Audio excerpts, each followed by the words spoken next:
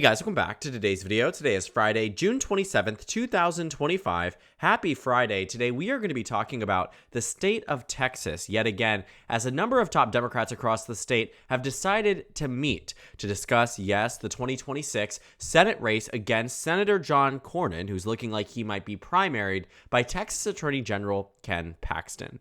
Now, this race has been a very interesting one as we've seen the polling between the two Republican candidates really evolve over time. It is very rare that any sitting United States Senator is ever primaried, barring any type of major party switch or absolutely career-defining scandal. When it comes down to Texas, it is very much an unorthodox that a lesser-known United States Senator who votes party line, who very much is ideologically representative of the state, in fact, more to the right than they are towards the center, is being primaried and likely to be primaried by a statewide elected official who's been impeached by a Republican House, acquitted by a Republican Senate, and has been a consistent underperformer in election after election and is on track to defeat this incumbent senator.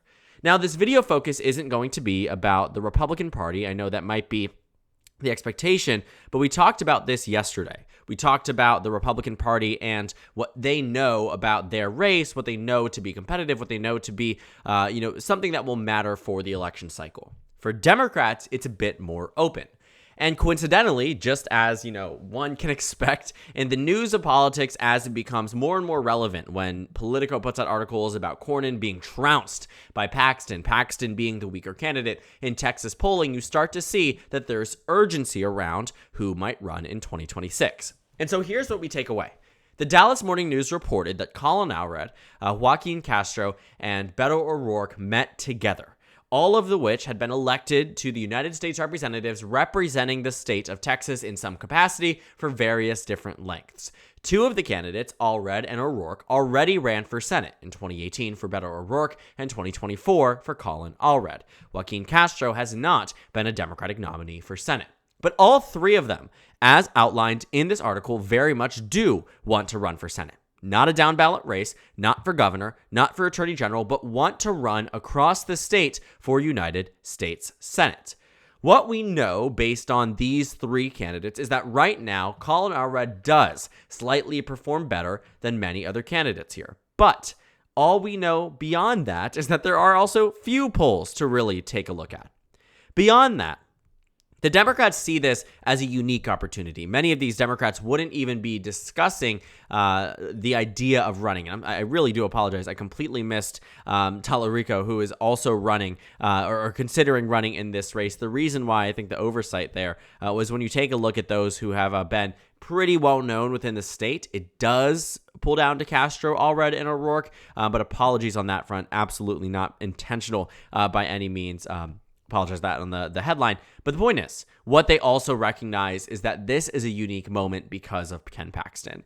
Had this been a race with John Cornyn, chances are many of these candidates just simply would not even be running.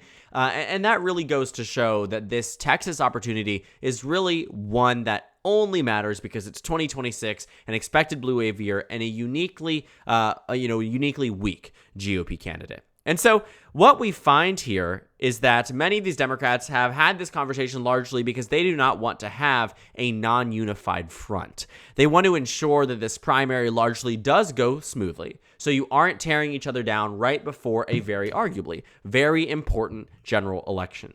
And so all of these candidates who have, and all of these potential contenders who have made a name for themselves in a bunch of different ways have just really decided, let's sort it out amongst ourselves. But it shows that there is heavy interest, especially from those who would be putting their entire life on pause, running for office either again in Texas or for the first time statewide. It would be many major decisions that would have to be made. And again, for many of these candidates, they would not be taking it seriously unless they thought there was an opportunity. So in looking at the Democrats who are sort of self-deciding amongst each other, you'll find that you have to look at their electoral history. Now, one of the best metrics I think that we found that can be used is wins above replacement, which is just this scale here put together by Laksha Jain and Split Ticket that does a great job at really diving deep into how well should a candidate perform given the national environment, given the circumstances of their race, giving all of these different factors. How much better did they as an individual outperform the year and the expectation for their race. And so for the top three here, because there is no federal data on Tallarico, you'll find that Joaquin Castro and Colin Allred and Beto O'Rourke all have their own data points. An average 2022 governor run for O'Rourke, a 5.5% Dem advantage for an overperformance in 2018 in the Senate race, and what Laksha Jain references as 2020 primary flameout. For Colin Allred in 2018, similar to O'Rourke, identical in terms of war score, 5.5% Democratic overperformance in 2020, a slight underperformance 2022, an overperformance, and in 2024, a 6.6% overperformance. Joaquin Castro in 2020 and 2022, Democrat plus 2.9 overperformance in 2020, Democrat plus 8.6 overperformance in 2022. So clearly all of these candidates, in one capacity or another, in their last run for office, seemingly have overperformed expectations for their political party. But that doesn't mean all of them should be running for Senate.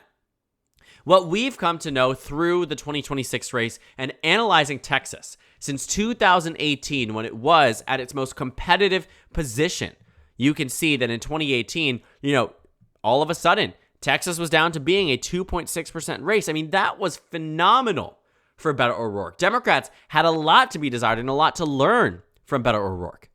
But in many ways, it was also very much short-lived. You can see that. Taking a look at the data from Texas in 2018, all of a sudden into 2024, same candidate, the race got significantly more Republican.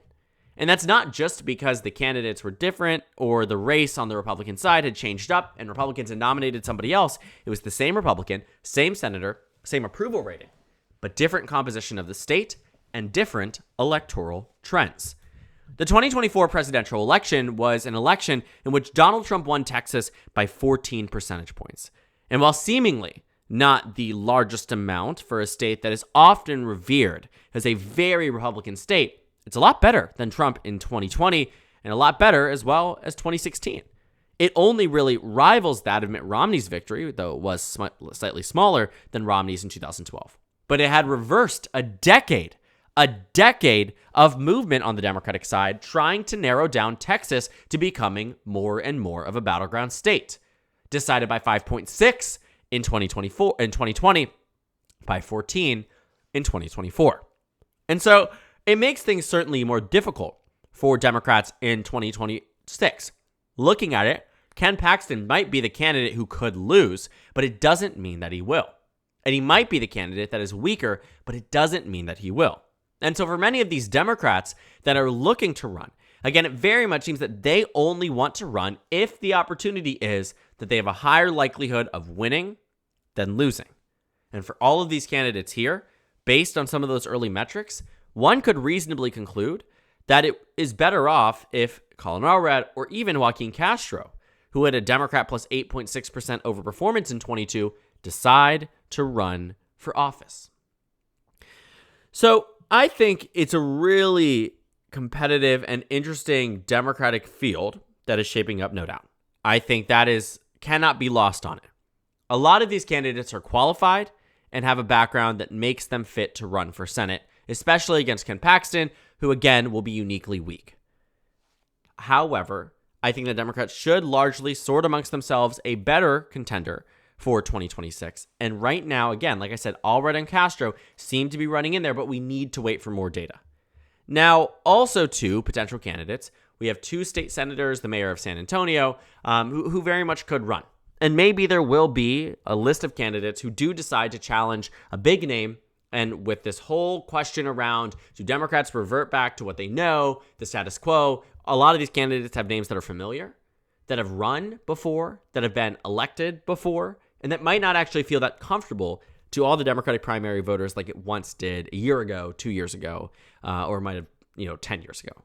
And I think that's because this primary could very much be shaped by how the front-runner candidate really does make this their race, but also everyone on the outside, where there might be this obsession, or not even obsession, I don't think that's the right term for it, but this idea and this inspiration, rather, to go with somebody outside of the traditional framework, and that might mean anybody else besides those we've already mentioned.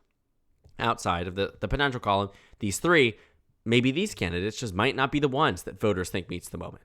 And so it'll be interesting. I think that we have one candidate already announced, a retired astronaut who is not known statewide, but seemingly has an interesting angle on electoral politics, similar to that of Mark Kelly. He went on to become a United States Senator with no electoral history behind him. And granted, obviously, being the husband of Gabby Giffords and having advocacy behind him, sure, matters. And being an astronaut, yes, matters. But he didn't have elected office experience, and neither does this candidate. And so I think there's a lot that can change between now and primary day in Texas. But to see Democrats take this seriously means that they do have it on their radar, that they do see Ken Paxton for the underperformer that he is and the candidate that is vulnerable because of the fact that he was impeached by 70% of Texas House Republicans. Because that doesn't happen by accident. While he may have been acquitted, he might not be in the eyes and the minds of many voters. And that could make all the difference in an election. And while I do think John Cornyn is a much stronger candidate than Ken Paxton, I'm not deciding the Republican primary. Their voters are. And what we know from the MAGA base time and time again, and election after election can prove this, is that they have a unique ability to select and nominate the weakest of the batch. Dr. Oz in Pennsylvania, Herschel Walker in Georgia, Blake Masters in Arizona. Time and time again, they do so. And it really is damaging. Even too in 2024. They did it in Nevada with Sam Brown. They did it with Kari Lake in Arizona. While they got lucky in Pennsylvania, it doesn't change the fact Republicans lost Michigan and Wisconsin despite winning it on the presidential stage. It doesn't change the fact that Ohio sure went to the GOP, but was a 3.6% margin, while Kamala Harris lost the state by double digits. That Montana was a 7-point margin, while Kamala Harris lost the state by 20 points. That in Nebraska, Deb Fischer came within 6.7% of losing in a state that Trump won by over 20 points. Republicans do not always send their best. They do not always send their best, and right now Democrats are trying their best to send theirs. And so it will be interesting to see what actually comes of these very high-level conversations amongst a number of seemingly front-runner candidates, because it will be interesting to see how they face off against each other or not, and what it might mean for the 2026 Senate race. Because right now it could be competitive if Democrats play their cards right, but they have to play them correctly, and they might not. And while time will tell us if they do, it will be a fascinating race to watch between now and November of 2026. So thank you guys so much for watching this video. Make sure to comment down suggestions below. Subscribe on the left if you haven't already, and check out the Instagram and Twitter. At the bottom left of the screen, there's a Discord for you to go ahead and join. On the screen is a video for you to watch, and then a playlist for my 2026 Senate election analysis videos. Again, thank you guys so much for watching, and I will see you all tomorrow.